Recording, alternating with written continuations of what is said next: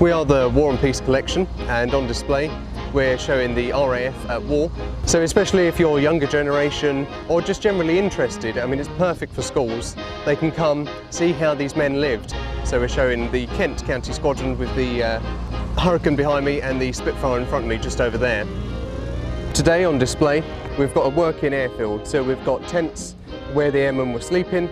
We've got some guys marching at the moment, practicing their drill, a few motorbikes with us. The aircraft, the WAFs and ground crew are working on the aircraft themselves, fixing them up, repainting them. You can take a look inside the aircraft, see the size of them and what these guys really went through, and actually talk to the pilots, see their equipment, their life jackets, their oxygen masks and things like that. So we've got the Hurricane behind me here. This is actually marked up as Stanford Tux, who was one of our aces during the war.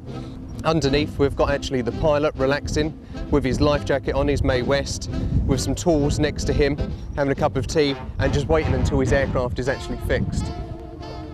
Some things we do have to have as reproductions. So the aircraft are full-scale replicas of a Hurricane and a Spitfire, so every nut, bolt, rivet is in the right place. But the uniform that I'm wearing is all completely original. The cap, the tie, the tools and things that we're using, the motorbikes next to me are all fully functioning and workable. And the tents as well are all completely original and still mainly waterproof. So behind me here, another part of the War and Peace collection is the Spitfire ZPA. So she's a Mark II Battle of Britain aircraft, which we're normally portraying, showing what life was like in this aircraft, feel the size, the shape of her, and her streamlinedness as well. So we've got the Spitfire and the Hurricane over here, and we've got the Messerschmitt behind me here. Seeing completely different colour scheme and a lot smaller as well compared to the two other aircraft. So you really get a feel of what the other side was going through and the aircraft that they were trying to fly.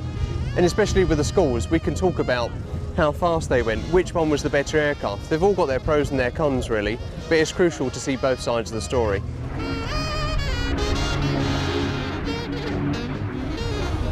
So we've got the dispersal area here behind me, so this is where the pilots would be relaxing and waiting until that scramble bell goes or given the orders to take off into the sky.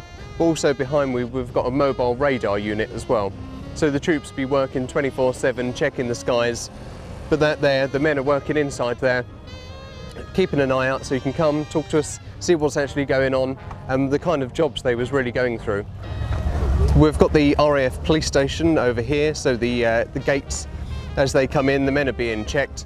And we've also got Princess Mary, the RAF nurses, over there just bandaging up the cook. It looks like she's probably burnt herself at the moment. And some of the tools and bandages and things that she's using there as well, also original. And also our dispatch rider, it looks like he's just about to go through the gate as well. The War and Peace collection, or the Battle of Britain experience, is key to keeping our history alive, giving you education of what life was really like for those pilots, what they went through, and it really brings it to life. Unlike a museum, people can come, they can see, they can feel the itchiness of our uniforms and the size of the aircraft, rather than just seeing it behind a screen and usually forgetting about it. We work a lot with schools, and being with schools is key.